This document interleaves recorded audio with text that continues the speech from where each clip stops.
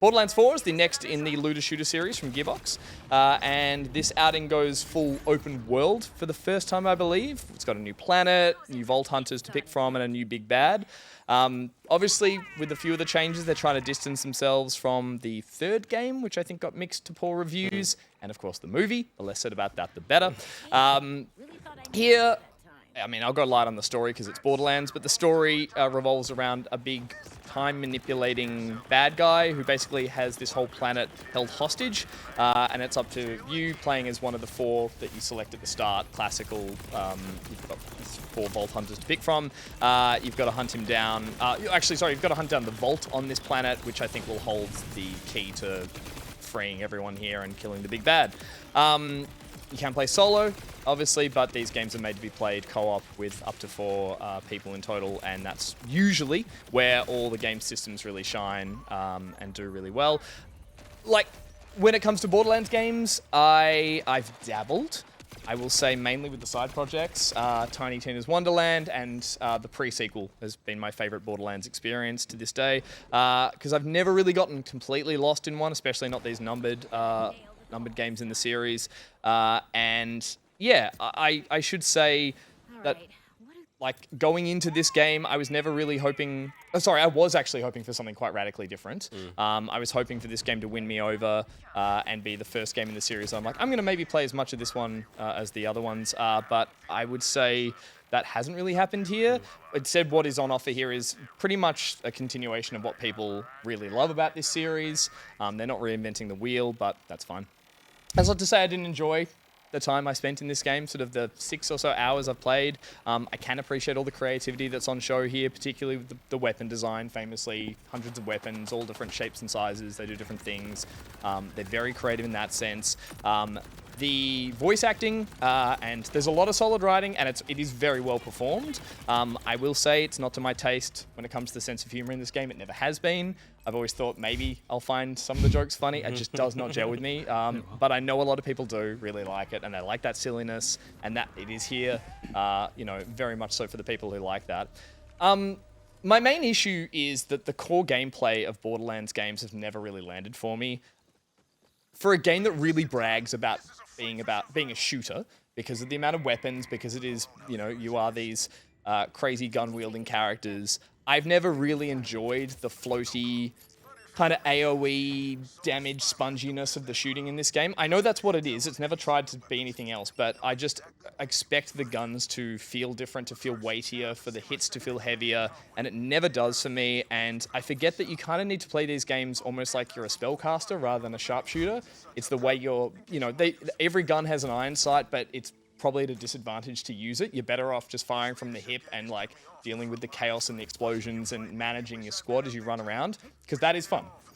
When I jumped in and played a little bit, I just crashed Loki Cat's game because I saw they were playing, and I was like, yeah, I'll jump in here. And for the few times I've been playing with other people, it does add some sort of more direction to the chaos, because it is everywhere and you're all piling onto certain enemies and you're healing and reviving and all that kind of stuff. So again, the game does really fare a lot better when it is played co-op. But for me, it is still just too messy. I find it all just a little over the top, and kind of like the weapon effects, the explosions, all the revives, all that kind of stuff. It's not helped by the open world nature either. I find it just like messy and directionless now. I don't need more open world games in my life. I actually really liked the sort of semi-open world linearity of the Borderlands games. I liked that there were sort of corridors and hubs and you would move between them all and get your head around the map. Here it is, at least in the starting areas, just feels very expanded for expansion's sake. I didn't find much of it very, appealing. Hot take. Well, controversial take, not a hot take. I hate the art style. I always have. I've never liked the cell shading. I get that it's a look. I get that it's distinct and unique, but it's even like that worked for the first game for me. Since then, I've been over it, and I just haven't really seen it reinvented. And then it doesn't help that it has been running like dog shit. I've got a new beefy PC, and yeah, I had texture pop in like crazy, and not even good textures. Like, that's the worst part. I don't want to go on about that because performances will vary on, I think console's pretty stable, but people have struggled on PC, especially with it maxed out. But again, for not a very, what I think is a good looking game, I always find them very muddy. And again, the cell shading thing is just not to my taste. It is to other people's, that's totally fine. So I think Overall, this is a win for fans because it's been scoring really well, and people who are fans of the series have really liked it. I just think no one's going to get won over by this finally, and so maybe it was a bit naive of me to go in hoping that was the case here. But for me, it just kind of highlighted all the gameplay elements that I've never liked, and I was like, oh, now they feel outdated, and I don't love them.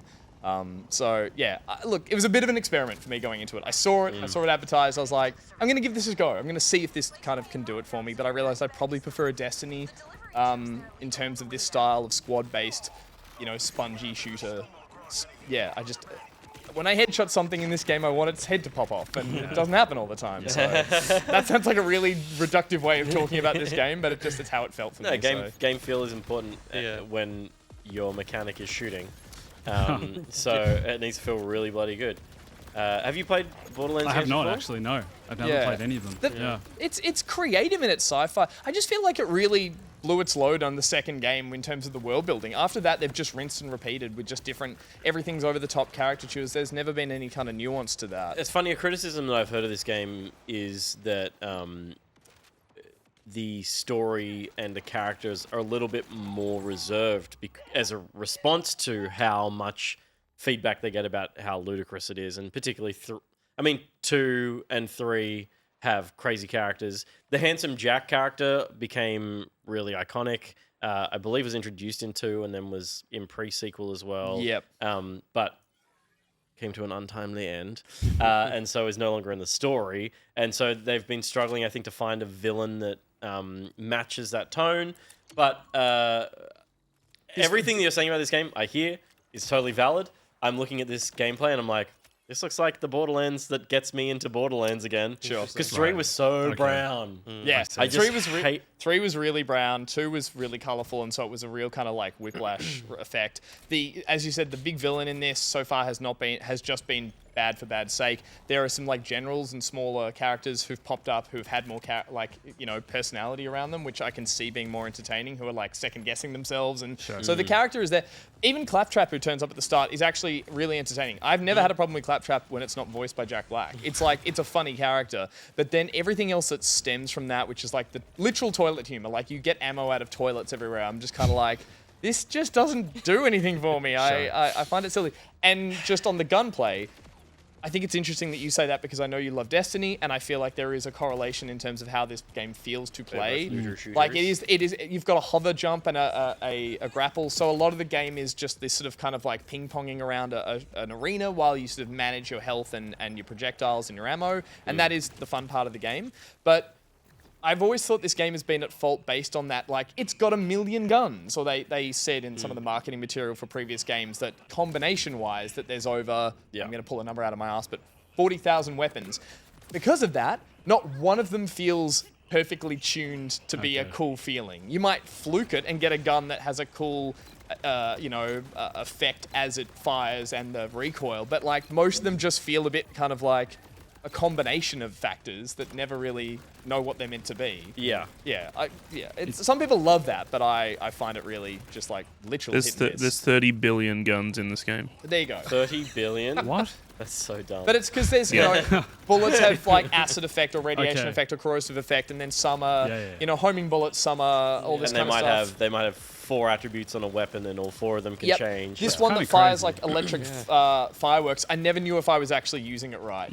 I kept firing and it would just make all this noise and fluff, and I'm like, I'm killing things, but I don't know how. It just means that nothing is tuned, I think, in a way that makes it feel moment to moment as good as it could. I guess like I understand the grind for a good drop, and I kind of like it. It definitely scratches a part of the brain that nothing else does. It's true of grinding for gear in an MMO as well. It's the same vibe.